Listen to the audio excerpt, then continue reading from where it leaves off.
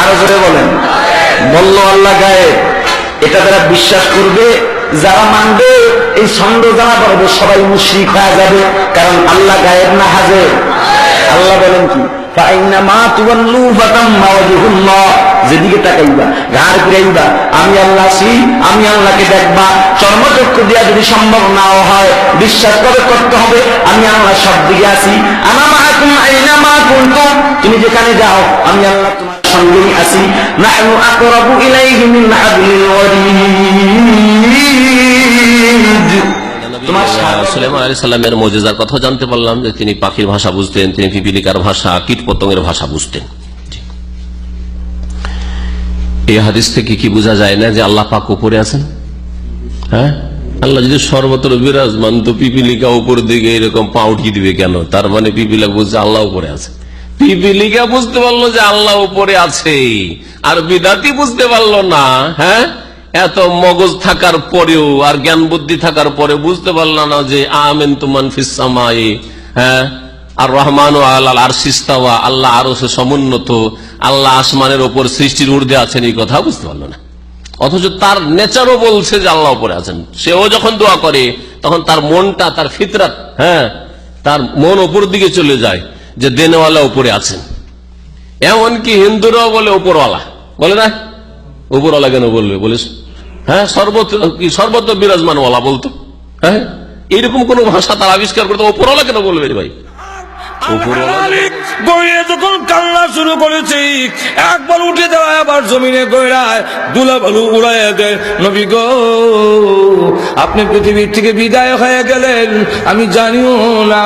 ওগো নবীজি, আমার জন্য, আমার মতো গুনাহগারের জন্য আল্লাহর কাছে কে বলবে?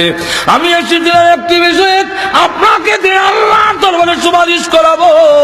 ওগো নবীজি, আপনি পৃথিবীর থেকে বিদায় হয়ে গেলেন।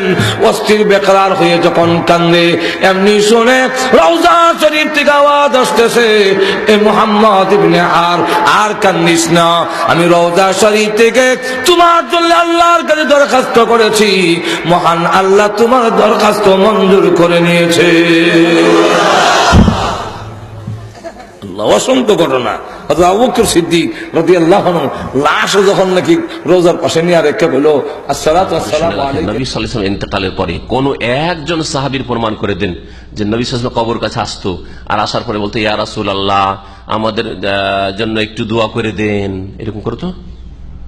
এরকম দূর থেকে করতো না, কাছে থেকে করতো না। দূর থেকে এই কথা বলতো না যে হে আল্লাহ, তোমার নবীর ওসিলা আমাদেরকে বৃষ্টি দাও, এই কাজ করতেন না।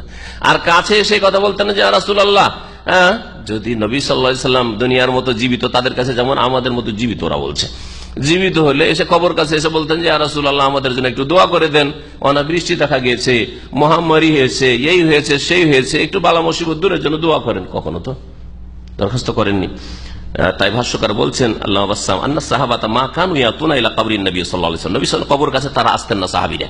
ফায়াতুলুবুনা মিনহু দুআ, আর তার কাছে দোয়া তলব করবেন যে হে আল্লাহ রাসূল, একটু দোয়া করে দেন। ওয়া ইয়াতাওয়াসসালুনা বিযাতি ওয়াজাহিল্লাহি তাআলা, তার ব্যক্তিত্বকে নিয়ে, তার মর্যাদাকে নিয়ে ওসিলা পেশ করবেন যে হে আল্লাহ, তোমার নবীর ওসিলায়, তোমার নবীর মর্যাদার ওসিলা আমাদেরকে এই দান করো, সেই দান করো। এরকম দোয়া তারা করতেন না।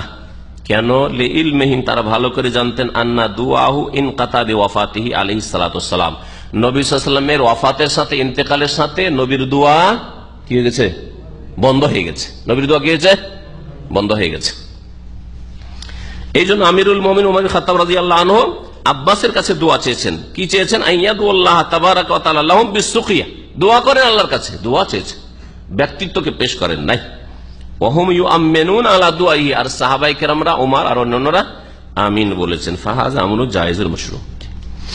আব্বাস রাদিয়াল্লাহু তাআলা যে দোয়াটি করেছেন শুনেন, তিনি দোয়া করেন, আল্লাহুম্মা ইন্নাহু লাম ইয়ানজিল বালাউন ইল্লা বিযামবিন, হে আল্লাহ, যে কোনো বালা মুসিবত আসে গুনাহর কারণে আসে, ওয়া লাম ইউকশাফ ইল্লা বিতওবা, তওবা করলে